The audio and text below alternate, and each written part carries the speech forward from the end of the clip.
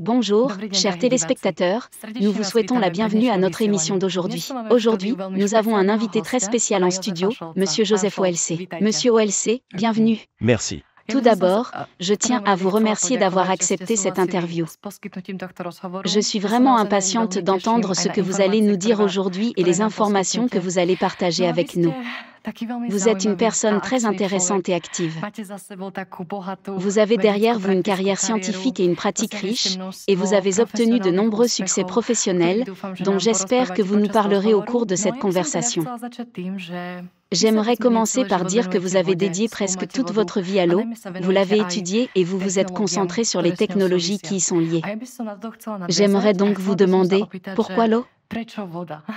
Pourquoi avez-vous choisi l'eau comme objet de recherche et de développement de nouvelles technologies ? Eh bien, j'ai choisi l'eau presque automatiquement, sans même vraiment y réfléchir.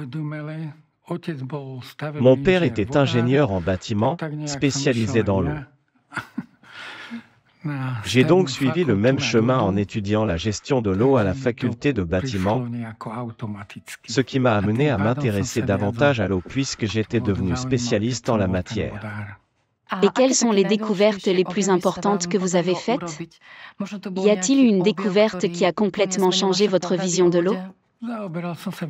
J'ai travaillé sur un certain nombre de technologies liées à l'eau et la chose qui a le plus changé ma façon de penser en ce qui concerne l'eau, c'est qu'après une longue période, j'ai fini par travailler sur un moyen d'assurer l'acheminement d'une très grande quantité d'eau vers l'Afrique. Tout le monde propose des inventions, des idées comme utiliser des ouragans, des tornades ou des tsunamis, mais ces solutions prenaient au maximum un an pour se mettre en place. Mais lorsque j'ai voulu trouver un moyen d'amener de l'eau quelque part, j'ai passé environ 1 an et demi à essayer de comprendre comment faire. J'ai envisagé toutes les technologies connues en tant qu'expert en approvisionnement en eau, mais rien ne fonctionnait. Les coûts étaient astronomiques. Puis un jour, j'ai enfin compris que si cela ne fonctionnait pas de manière classique, il fallait essayer quelque chose de complètement différent. C'est alors que j'ai réalisé que pour résoudre le problème du transport de l'eau, il fallait passer par l'air, car ce qui manquait, c'était la pluie. En Afrique, dans ce lac asséché et salé de 200 km, il y avait autrefois l'équivalent du Danube qui coulait. En abordant cette question, j'ai découvert que l'eau pouvait être transportée par l'air. Il se pourrait que le déboisement soit un facteur majeur ici. Les forêts jouent un rôle énorme dans la création de la pluie, elles agissent comme une pompe à eau.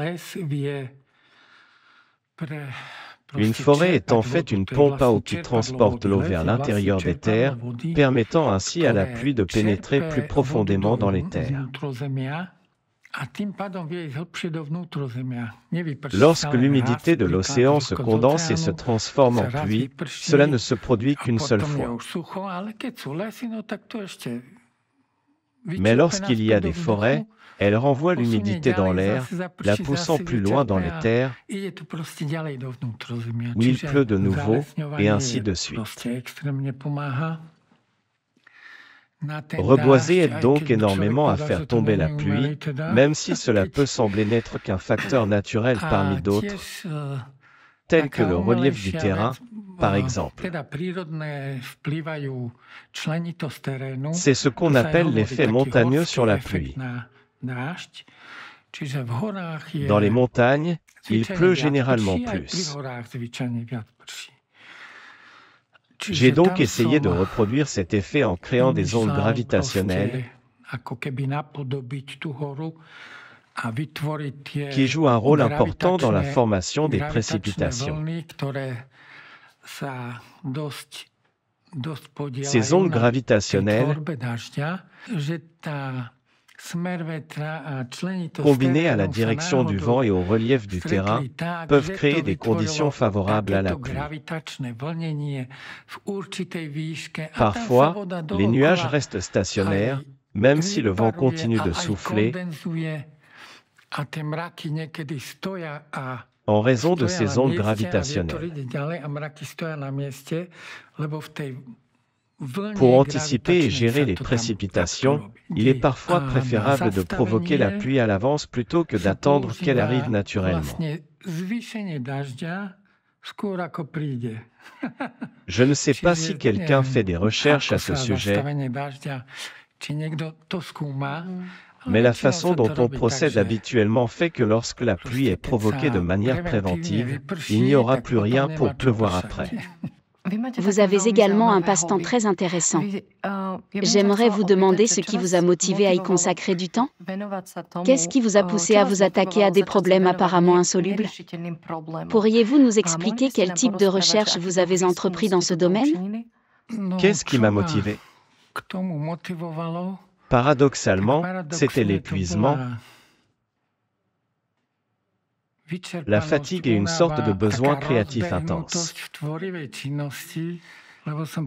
J'avais travaillé intensivement sur plusieurs projets pendant des mois, au point de me dire que j'avais besoin de prendre une semaine de repos, sinon c'était la fin.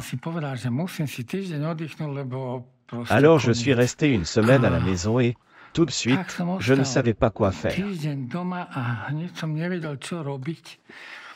La télévision était allumée et j'ai entendu parler des 20 milliards de dollars de dommages causés par un ouragan en Amérique. Tellement énorme que je ne pouvais même pas convertir les chiffres en couronne tchèque. Je me suis dit qu'il était important que les Américains sachent que l'on peut combattre les ouragans. J'ai donc commencé à réfléchir, presque par hasard, pendant environ 6 mois. Après un an de réflexion inutile, je suis arrivé à une solution plus sensée. Et à quelle conclusion êtes-vous arrivé? Le résultat est que l'ouragan est causé, pour ainsi dire, par des forces incontrôlables, telles que l'évaporation de l'océan et l'énergie solaire. Donc c'est quelque chose que nous ne pouvons pas vraiment influencer. Mais pour éviter les vitesses de vents extrêmes qui se produisent dans l'œil de l'ouragan, ou plutôt dans le mur de l'œil, c'est-à-dire une bande étroite dans l'ouragan d'environ 15 km de large, alors que l'ouragan lui-même peut faire 500 km. C'est donc une petite bande relativement étroite où l'air monte, et c'est ce qui génère tous les mouvements tangentiels de l'ouragan.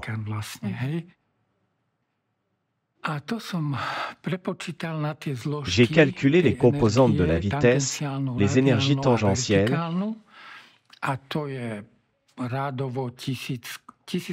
radiales et verticales, et celles-ci sont des milliers de fois inférieures à l'énergie totale. Même la composante verticale est des milliers de fois plus faible. En se basant sur certaines valeurs moyennes, on peut calculer la force nécessaire pour stopper ce mouvement d'air dans le mur de l'œil et ainsi, en quelque sorte, le fermer. Le résultat est que, si l'on introduit une certaine quantité d'eau de mer à l'endroit du mur de l'œil, là où les vitesses verticales sont les plus élevées, ces petites gouttes d'eau, qui sont en quantité suffisante, agissent par leur poids.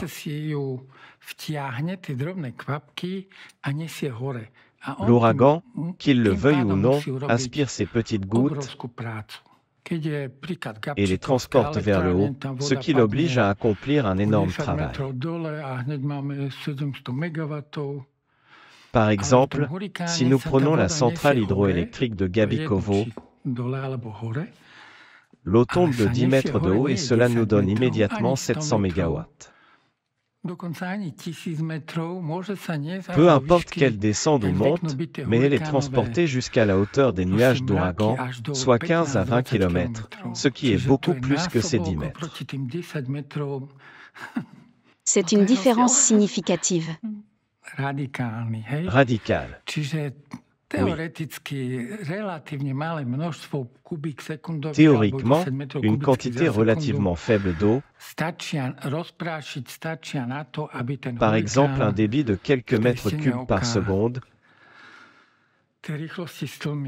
suffirait pour atténuer la vitesse du vent dans le mur de l'œil de l'ouragan. Je tiens à ajouter que l'énergie totale de l'ouragan ne change pas,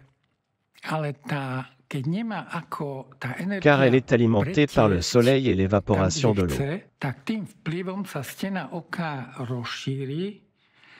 Cependant, si cette énergie ne peut pas s'écouler où elle le souhaite, le mur de l'œil s'élargit. C'est comme un patineur artistique qui ralentit en étendant les bras. L'ouragan tourne alors plus lentement et les vitesses extrêmes qui causent le plus de dégâts diminuent. Donc, de cette manière, on pourrait en quelque sorte réduire la force de l'ouragan, est-ce bien cela? La force totale ne change pas, mais les vitesses extrêmes diminuent radicalement.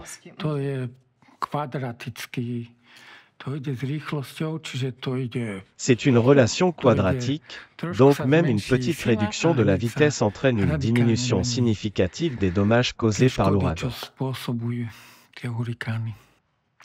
Une dernière question. L'ouragan évacue-t-il aussi la chaleur de l'océan vers l'atmosphère? Pourrait-on utiliser ce phénomène pour évacuer la chaleur accumulée dans l'océan, qui augmente également en raison des microplastiques? Pourrait-il ainsi éliminer la chaleur? Il ne fait rien d'autre. Il ne fait que transférer la chaleur de l'océan. La couche supérieure de l'eau s'évapore, ce qui refroidit l'eau de l'océan à cet endroit. L'eau, l'humidité, sont emportées à environ 15 km plus haut. C'est beaucoup, 15 km.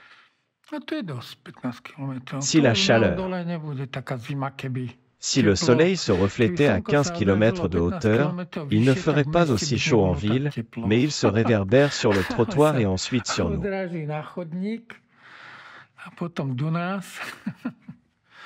Et il fait chaud ici. Dans les villes, en termes de climat, la verdure manque cruellement. On voit couramment sur les images thermiques qu'autour des parcs, tout est immédiatement plus frais.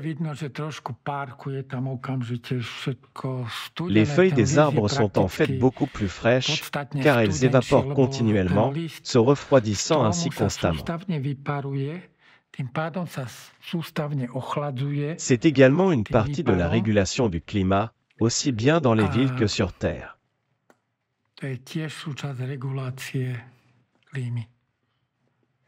Les ouragans sont, en quelque sorte, bénéfiques pour le climat terrestre, car ils déplacent une énorme quantité d'énergie depuis la Terre, où elle a été accumulée par le Soleil, et cette énergie évaporée de l'océan est emportée dans l'humidité.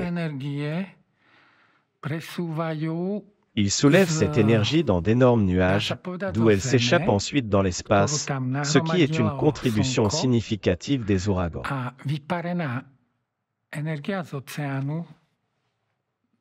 Quand il fait très chaud, quand il y a beaucoup de vapeur d'eau, un ouragan se forme pour empêcher une surchauffe extrême.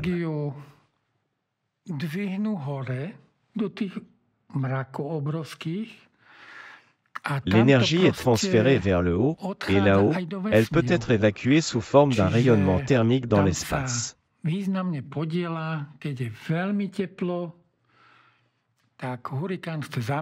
L'eau dans ces nuages se condense, et même l'eau supplémentaire dans le flux d'air se condense, ce qui produit encore plus de chaleur.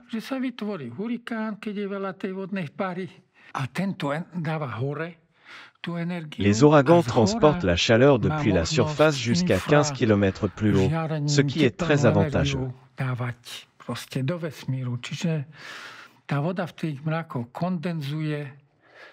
Cependant, cela entraîne des conséquences catastrophiques, comme la destruction des maisons, par exemple.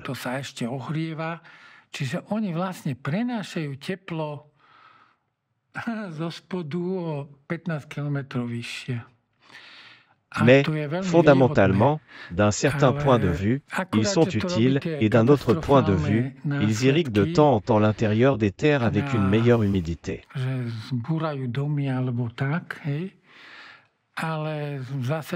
La nature est habituée à cela. Donc, le but n'est pas de freiner ou d'annuler un ouragan.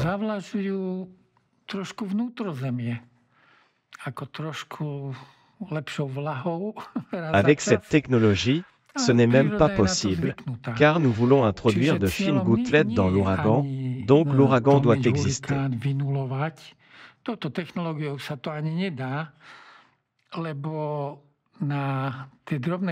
Dans le cas d'un ouragan faible ou d'un ouragan de catégorie 1, cela fonctionnerait moins efficacement.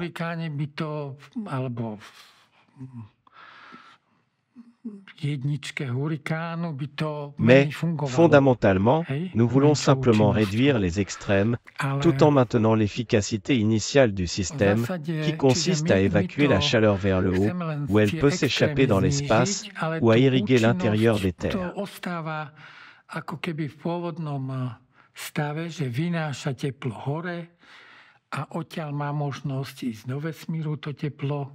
La différence est qu'il ne génère pas de vent aussi violent.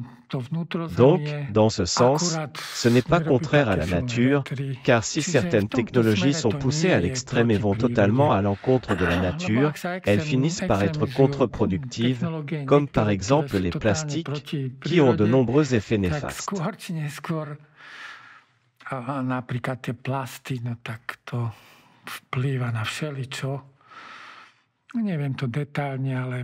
Je ne connais pas tous les détails, mais il ne faut pas combattre la nature, c'est généralement contre-productif. Monsieur OLC, dites-nous, s'il vous plaît, si c'est une théorie que vous avez développée, ou avez-vous eu l'occasion de l'essayer en pratique?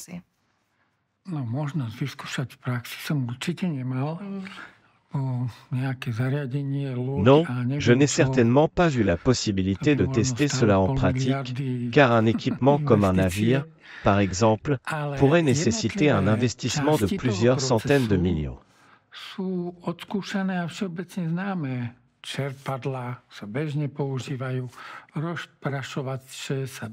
Mais les différentes parties du processus ont été testées et sont généralement bien connues.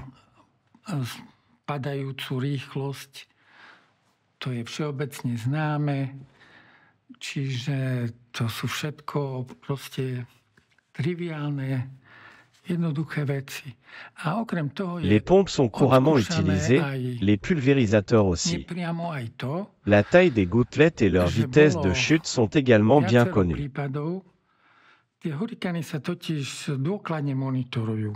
Tie veci, niekedy mi to prípada, ako keby horel dom a ce sont donc des choses triviales et simples.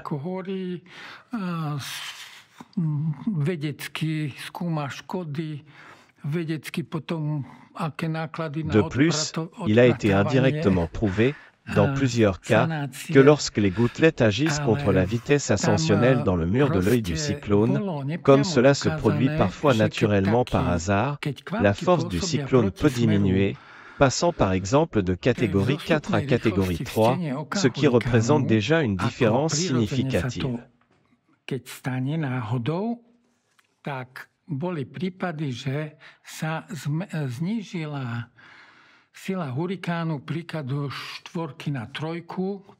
Cela montre que la nature peut parfois le faire d'elle-même. C'est prouvé par ces éléments partiels ou par ce seul aspect. Dá sa povedať, parciálnymi vecami, alebo len touto vecou. Il n'y a jamais eu de test global, bien que les scientifiques aient étudié la possibilité d'atténuer les cyclones pendant longtemps. Leur objectif était justement d'élargir l'œil du cyclone.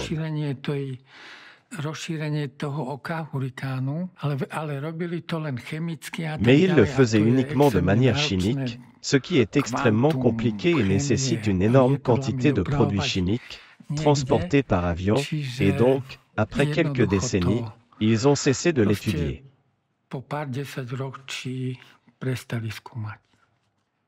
Parce que c'est aussi comme... Ils considèrent cela comme une fatalité. Il n'y a rien à faire, c'est immense. Oui, insoluble.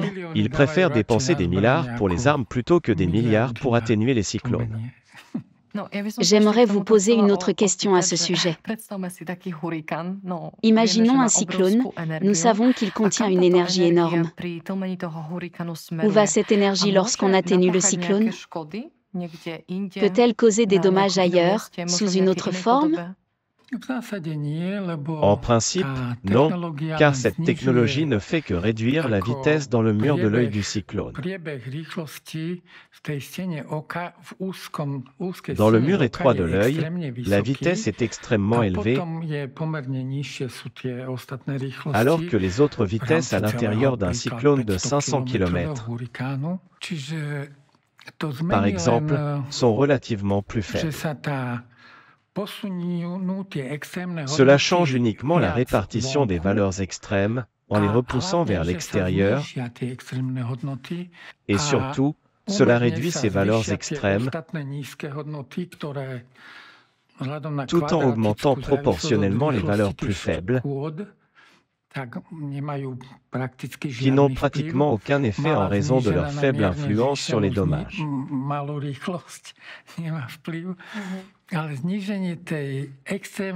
Une légère diminution de la vitesse n'a pas d'effet significatif, mais réduire une vitesse extrême à une vitesse beaucoup moins extrême a un impact énorme.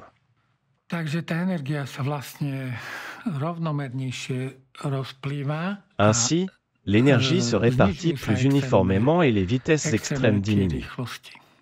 Puisque dans vos propositions, vous utilisez de l'eau de différentes manières, il est logique de supposer que pour atténuer les vagues de mer causées par le vent ou pour se protéger contre les tsunamis, on utilise également de l'eau. Peut-être qu'il s'agit de créer des vagues opposées aux vagues existantes. Mais d'où pourrait-on tirer une telle quantité d'énergie pour créer une vague qui puisse en atténuer une autre ? Pourriez-vous nous parler plus en détail de cette technologie et de son fonctionnement? Cette technologie fonctionne sur un principe totalement différent.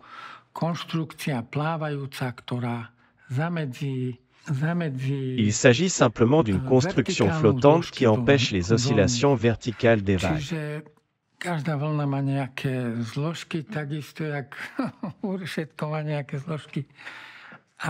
Chaque vague a des composantes, tout comme n'importe quoi d'autre, et l'eau passe simplement sous cette structure flottante.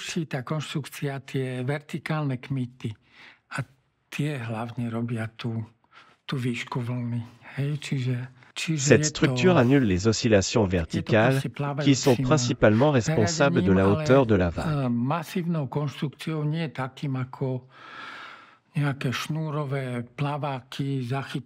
C'est donc un dispositif flottant, une construction massive, mais pas comme les barrières flottantes à cordes qui capturent les marées noires ou les bouteilles en plastique dans les océans.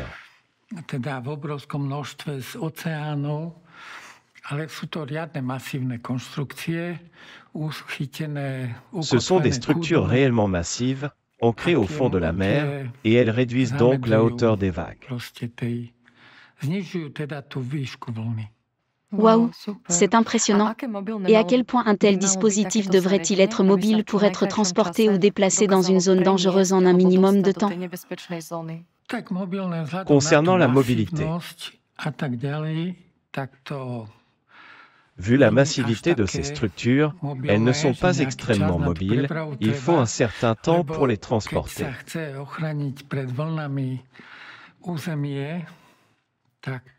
Pour protéger une zone contre les vagues, il faut couvrir au moins 5 à 10 km d'une partie de la ville, par exemple. Ces constructions sont donc souvent de plusieurs kilomètres de long, mais il est possible de les déplacer en quelques jours. Elles sont principalement utilisées pour les ouragans, car ils combinent souvent plusieurs facteurs, dont trois principaux: l'ouragan lui-même, qui cause des vagues du haut vent, puis les marées, selon le moment où cela se produit.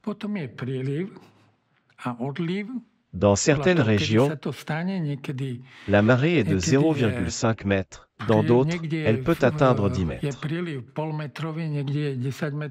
C'est aussi une grande différence. Énorme. Oui. Mais les scientifiques et autres experts sont désormais capables de surveiller parfaitement les ouragans, avec une probabilité de 90% de prévoir qu'ils arriveront dans une semaine ou deux, et à peu près où ils frapperont. Théoriquement, il serait possible de transporter ces dispositifs, mais compte tenu de leur massivité, il serait peut-être plus judicieux de simplement les laisser sur place. Pensez-vous qu'il y a un manque de recherche menée par les scientifiques dans ce domaine, en ce qui concerne l'eau? Je dirais que cela concerne tous les domaines, pas seulement l'eau.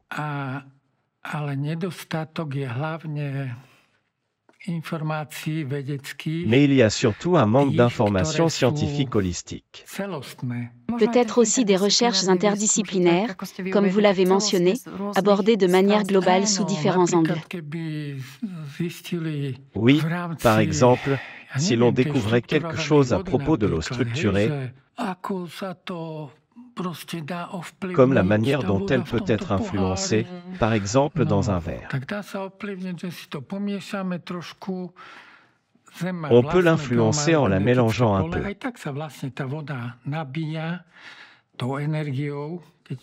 La Terre a son propre champ géomagnétique, et c'est ainsi que l'eau se charge d'énergie, si on peut l'appeler ainsi.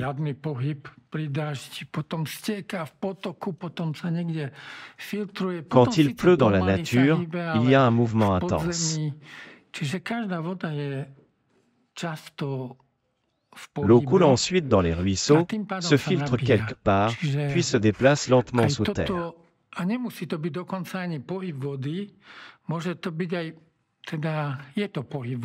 L'eau est donc souvent en mouvement et se charge de cette manière.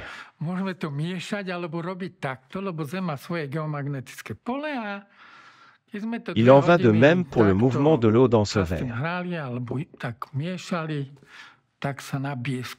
On peut la mélanger ou l'agiter, car la Terre a son propre champ géomagnétique.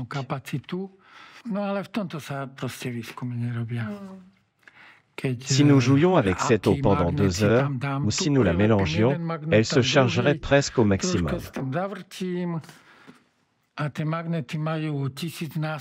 Elle a une certaine capacité d'absorption. Mais il n'y a pas de recherche sur ce sujet.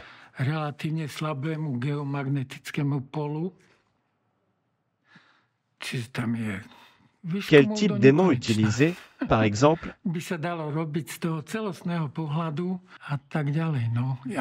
On pourrait coller un aimant ici, un autre là, et les agiter un peu, et ces aimants, en étant proches, ont une efficacité 1000 fois supérieure à celle du champ géomagnétique relativement faible.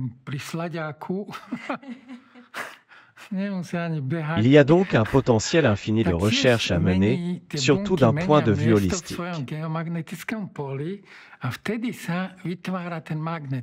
Par exemple, le Soleil et les rayons infrarouges influencent également cette charge.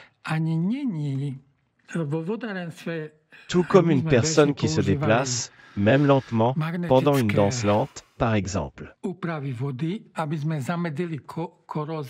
Les cellules changent de place dans leur champ géomagnétique, ce qui génère du magnétisme.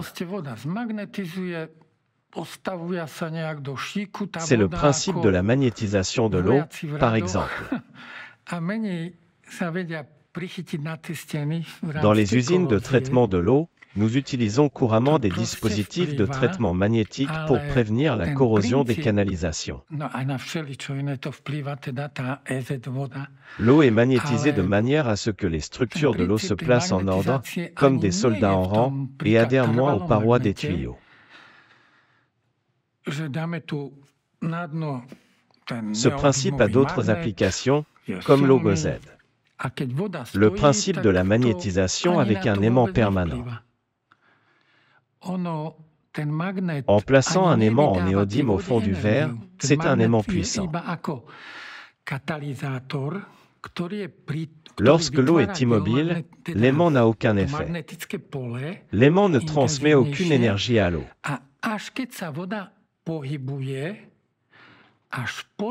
Il agit simplement comme un catalyseur, créant un champ magnétique plus intense. L'eau ne se magnétise que lorsqu'elle est en mouvement, grâce à l'énergie cinétique dans le champ magnétique accru. L'aimant ne perd pas d'énergie dans ce processus. Nous devons simplement fournir de l'énergie pour mélanger l'eau, et cette énergie se transforme en énergie magnétique. C'est aussi simple que s'il est scientifique, que si les gens ne pouvaient pas faire des recherches sur Google. Il manque des recherches approfondies, il y a encore beaucoup à explorer.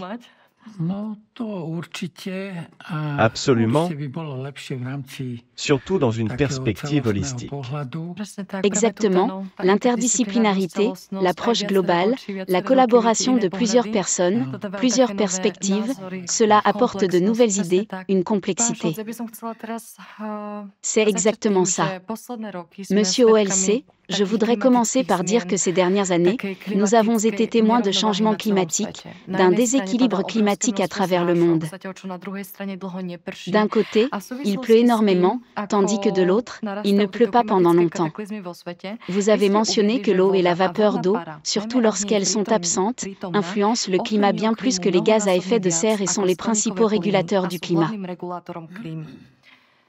Pourriez-vous expliquer plus en détail comment se produit cette régulation et quel rôle joue l'océan et l'eau dans ce processus?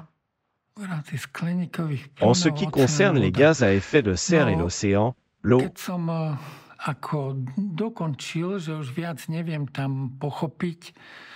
quand j'ai réalisé que je ne comprenais plus certaines choses, comme le transfert d'eau en Afrique, j'ai compris que l'humidité y joue un rôle crucial en maintenant un certain équilibre et en atténuant les extrêmes.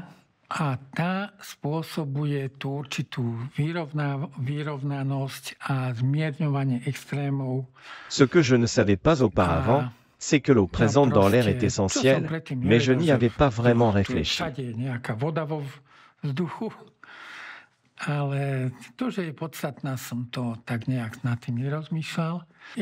Il y a longtemps, j'ai consulté le professeur Lapin, qui était et qui reste le plus grand climatologue en Slovaquie.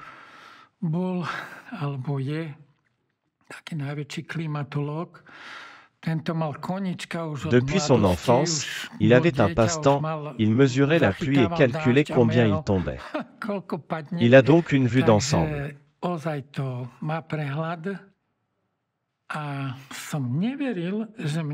Et je ne pouvais pas croire que j'avais trouvé que les gaz à effet de serre contribuaient pour 6% au réchauffement climatique global, tandis que l'eau contribuait pour 46%.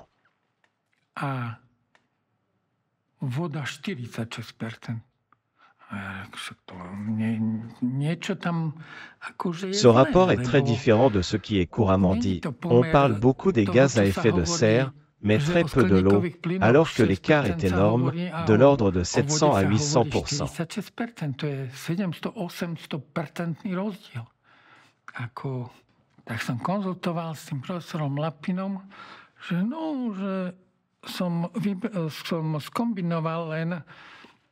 J'ai donc consulté le professeur Lapin, lui montrant un graphique où j'avais combiné le cycle global de l'eau sur Terre en nettoyant les différentes composantes et en les assemblant.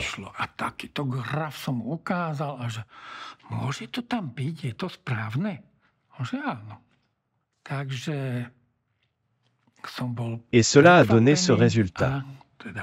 Je lui ai demandé, cela peut-il être correct? Et il a répondu que oui. Proste je to taký obrovský vplyv vody a v rámci tej klimatológie alebo vedeckých prácach sú samé skleníkové plyny v médiách, majstíme všade. J'étais donc surpris et heureux à la fois, étonné de l'énorme impact de l'eau, alors que dans la climatologie ou les travaux scientifiques, tout tourne autour des gaz à effet de serre dans les médias, dans le courant dominant, et on ne parle pas de l'eau. A koľko nepomerne viac sa nehovorí o vode. Que sait-on de l'eau? Pourquoi en est-il ainsi qu'on parle tellement des gaz à effet de serre et si peu de l'eau? Prečo sa to tak stalo? No, lebo keď sme to my začínali, Je lui ai demandé pourquoi cela s'était passé ainsi, et il a répondu, eh bien, quand nous avons commencé, et il était impliqué au niveau mondial, étant donné que nous connaissions très peu les gaz à effet de serre et que nous connaissions bien l'eau, nous avons décidé de considérer l'eau comme une constante. tak sme sa dohodli, že budeme brať vodu ako konštantu. C'était peut-être la décision la plus tragique que les scientifiques aient prise en ce qui concerne le réchauffement climatique et la tendance qui a suivi.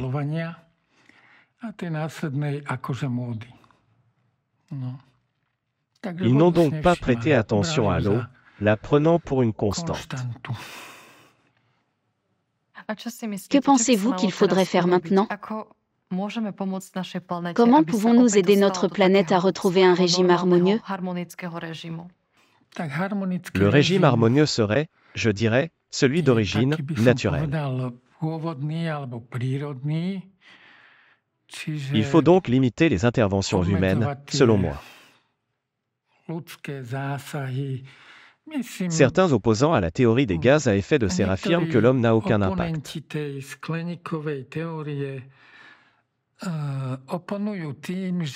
Mais je ne suis absolument pas d'accord. Quand, au cours des derniers siècles, l'homme a déboisé la moitié des forêts de la planète, cela a eu un impact radical.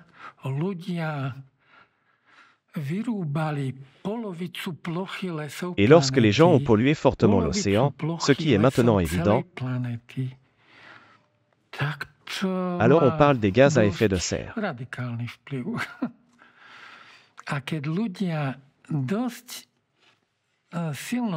Les scientifiques se concentrent sur l'élimination du CO2 de l'atmosphère.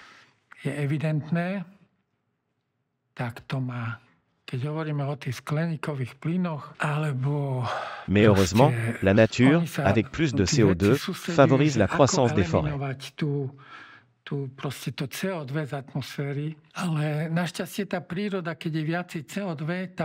En Slovaquie, par exemple, si une forêt est laissée à elle-même pendant 10 ans, elle s'étend lentement.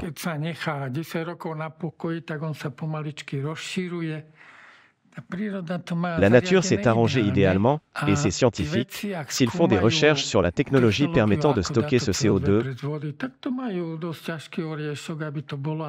ont fort à faire pour la rendre rentable tout en ayant une petite empreinte écologique. Que pensez-vous? La collaboration entre les scientifiques est-elle cruciale pour commencer à résoudre les problèmes auxquels nous sommes confrontés aujourd'hui? À quel point est-il important d'unir les scientifiques pour qu'ils aient un objectif commun, protéger notre planète contre la destruction, protéger notre maison commune? Quel rôle joue cette union des scientifiques? Le système actuel divise non seulement les scientifiques, mais aussi tous les gens en groupes automatisés, pour ainsi dire.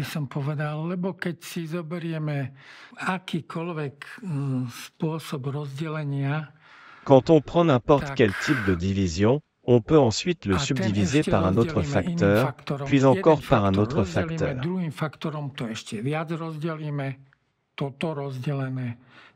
Par exemple, certains sont végétariens, d'autres mangent de la viande, d'autres encore.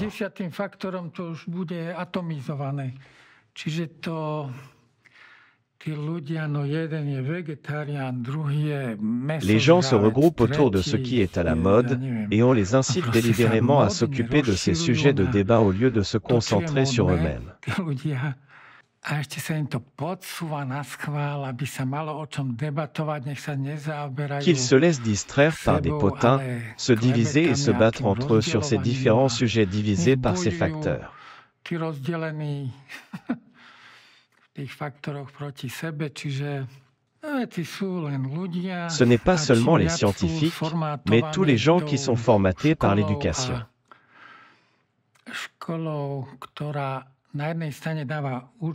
Cette dernière leur fournit des informations utiles, mais ne les intègre pas dans une vision d'ensemble. A ešte mainstreamom, keď sú zdeformovaní a najviac peniazmi sú všetci ľudia. Le grand public est aussi souvent déformé par les médias et, surtout, tout le monde est influencé par l'argent.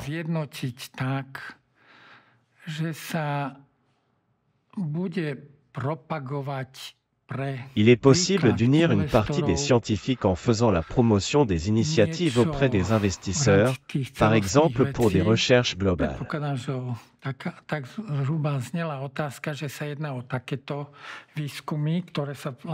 C'est une question de sensibilisation, car si les investisseurs sont au courant, les financements suivent.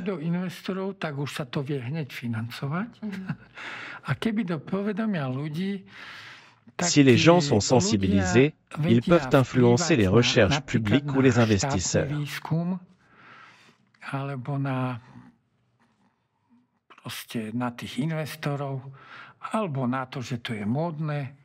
Ainsi, si cela devient une tendance, les ressources financières suivront et les scientifiques pourront naturellement consacrer une partie de leur travail à cela, à condition que cela leur permette de vivre.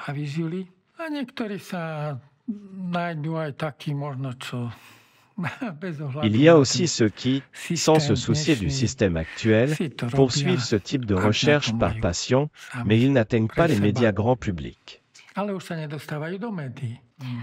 Et pensez-vous que si les scientifiques s'unissent ou commencent à se concentrer sur ces problèmes climatiques auxquels nous sommes confrontés, les gens ont un rôle à jouer dans ce processus? Si les gens du monde entier commençaient à demander une action urgente sur cette crise climatique, cela pourrait-il influencer la coopération des scientifiques? Oui. Les gens pourraient certainement avoir un impact, surtout s'ils se rassemblent en communautés influentes, par exemple au niveau d'un État. Ils pourraient veiller à ce que, par le biais des élections, des personnes soient élues pour promouvoir que l'Académie des sciences ou les instituts de recherche nationaux se concentrent sur ces questions. C'est ainsi que les choses pourraient évoluer. Mais l'attention des médias est souvent détournée ailleurs, loin des sujets sur lesquels elle devrait se concentrer. Oui, quand l'attention des gens est focalisée sur quelque chose et qu'ils sont nombreux, cela peut produire un résultat. L'attention provoque des changements, des événements, etc. Il faudrait donc orienter l'attention des gens non pas vers l'argent, mais vers la régulation, vers la nature. Nous appelons cela une catastrophe climatique, mais en réalité, c'est une question de régulation. La nature se régule elle-même. Si nous abattons la moitié des forêts de la planète, elle essaie de compenser en augmentant le CO2 pour que les arbres poussent davantage, etc. Nous devons nous concentrer davantage sur la nature. Monsieur OLC, en introduction, j'ai mentionné que vous avez une riche expérience à la fois scientifique et pratique. Vous avez accompli tant de choses, et je voudrais vous demander, Parmi tous ces succès, lesquels considérez-vous comme les plus importants et pourquoi? Les travaux que j'ai réalisés ne sont pas vraiment des travaux scientifiques, mais plutôt des travaux pratiques. Nous avons travaillé sur des technologies, notamment le traitement de l'eau. Oui, en ce qui concerne les aspects scientifiques, nous avons organisé pendant environ 10 à 15 ans une conférence scientifique intitulée « Eau potable en Slovaquie ». Donc, ce n'était pas un travail scientifique en soi, mais nous avons rassemblé des experts, des praticiens et des scientifiques, ainsi que des chercheurs.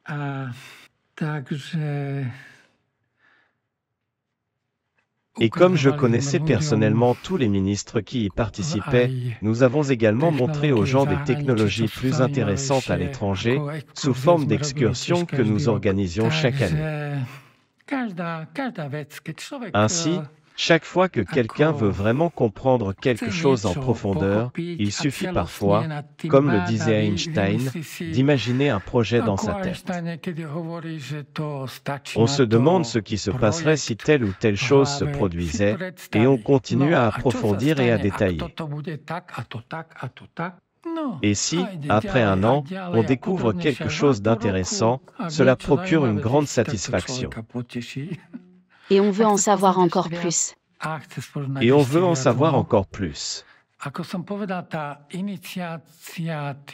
Comme je l'ai mentionné, l'initiation à ces solutions apparemment insolubles vient souvent de la fatigue et de l'élan créatif. Mais une fois que l'on voit le résultat, que l'on se dit « Oh, j'ai enfin trouvé quelque chose qui fonctionne » et que c'est quelque chose de peu connu, c'est un sentiment agréable, et cela devient aussi un stimulant pour poursuivre dans un domaine similaire ou dans un domaine complètement différent. Mais la plupart de mes travaux étaient liés à l'eau. La chose la plus belle, presque miraculeuse, c'est l'eau structurée. Je n'ai pas vraiment inventé grand-chose à ce sujet, juste des aspects pratiques, comme le fait que le magnétisme agit comme un catalyseur, ou que certaines méthodes sont très efficaces et faciles à réaliser chez soi.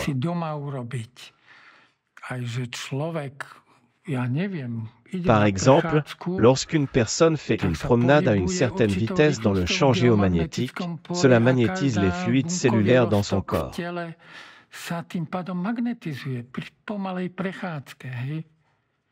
Je n'avais jamais entendu cela ailleurs, mais j'ai dû le découvrir par moi-même. Ce ne sont donc pas des inventions à proprement parler. Ce sont plutôt de petites découvertes fascinantes qui procurent une grande satisfaction, comme découvrir ce que je ne savais pas. Cela augmente notre connaissance. Et c'est possible, mais il faut étudier en profondeur et, autant que possible, de manière large au début. Aujourd'hui, un excellent outil est l'intelligence artificielle. Bien qu'elle présente des risques extrêmes, tout comme la manipulation des gens, elle peut nous apprendre beaucoup de choses, et cela aide beaucoup dans la réflexion. Il faut juste l'interroger prudemment, car elle insiste toujours sur le fait que seules les choses bien établies par les scientifiques sont valables. Comme on dit, il faut toujours vérifier toutes les informations. Ainsi, personne ne peut nous tromper. Monsieur OLC, pour conclure, je voudrais vous demander ce qui vous inspire et vous motive pour continuer vos recherches. Avez-vous déjà réfléchi à ce sur quoi vous aimeriez travailler ensuite, ou envisagez-vous de commencer quelque chose de nouveau?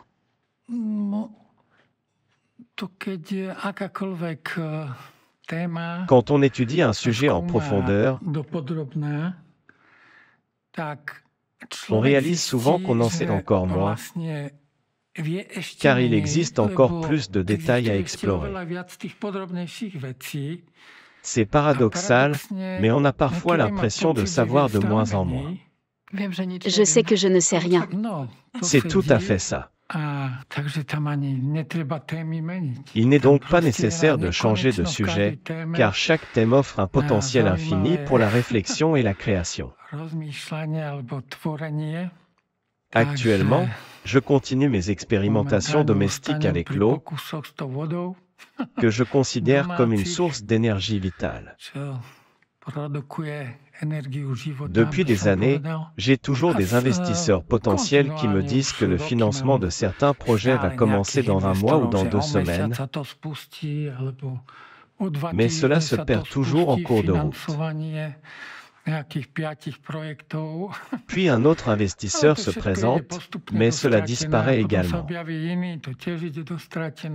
Donc je ne compte pas trop là-dessus. Ce sujet est un peu plus compliqué.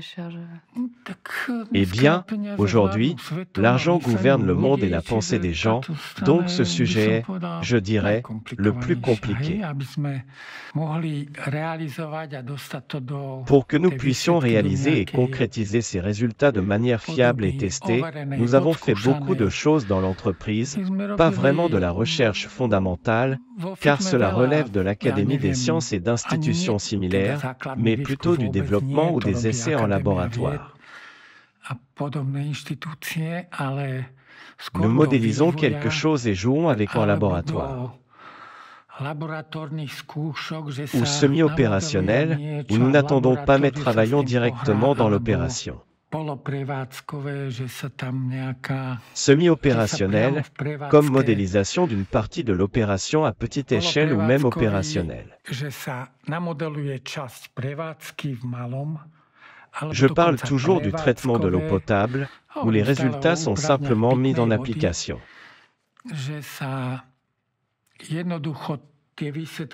Ils sont installés en production et testés ainsi. Donc, j'étais toujours plus orienté vers la pratique. Ce ne sont pas vraiment des recherches fondamentales. Donc, le sujet restera. Je pense que les thèmes sur lesquels je me suis concentré jusqu'à présent sont tout à fait suffisants.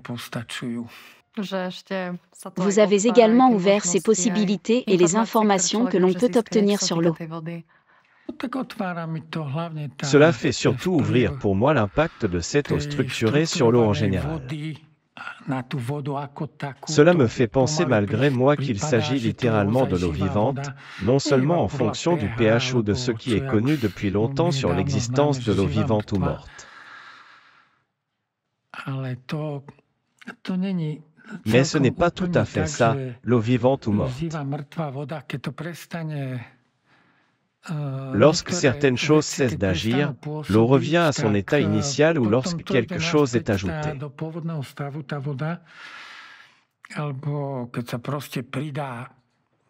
Si je mets du bicarbonate de soude dans l'eau, l'énergie de cette eau augmente dans ce sens, c'est-à-dire vers l'eau structurée.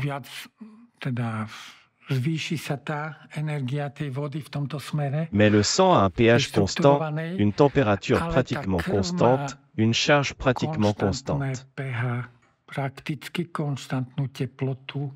Le sang se régule lui-même. Donc, il y a une infinité de choses à explorer. On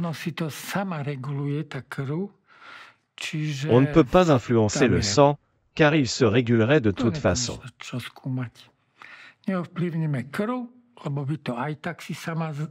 Modifier le pH n'apporte pas d'énergie globale, car nous n'ajoutons pas d'énergie. C'est par le magnétisme et le mouvement, c'est-à-dire le mouvement de l'eau ou du corps, que cette énergie est ajoutée.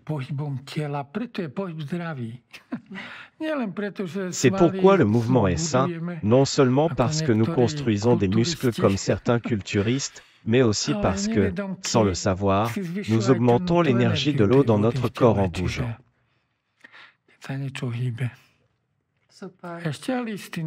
Même les feuilles des arbres, quand on parle de fruits, de légumes, de nourriture végétale, personne ne dit qu'il y a aussi une bonne énergie là-dedans, quand la feuille se balance. Sur Terre, elle bouge dans le champ magnétique terrestre. Elle est donc chargée au maximum, elle est presque toujours en mouvement, elle est magnétique. Mais dans une serre où il n'y a pas de vent, c'est moins le cas. Mais les scientifiques ne vont pas s'intéresser à de telles bêtises. Mais ça marche sûrement. Super. Je pense que ce sont aussi des conseils pratiques. Monsieur OLC, je tiens à vous remercier encore une fois de tout cœur d'avoir accepté cette interview. Pour moi, personnellement, cela a été très enrichissant, instructif, et je pense que ce sera également le cas pour nos téléspectateurs. Et comme on dit, je vous souhaite tout le meilleur. J'espère que nous nous reverrons un jour, et à de prochaines rencontres. Merci beaucoup. Pareillement.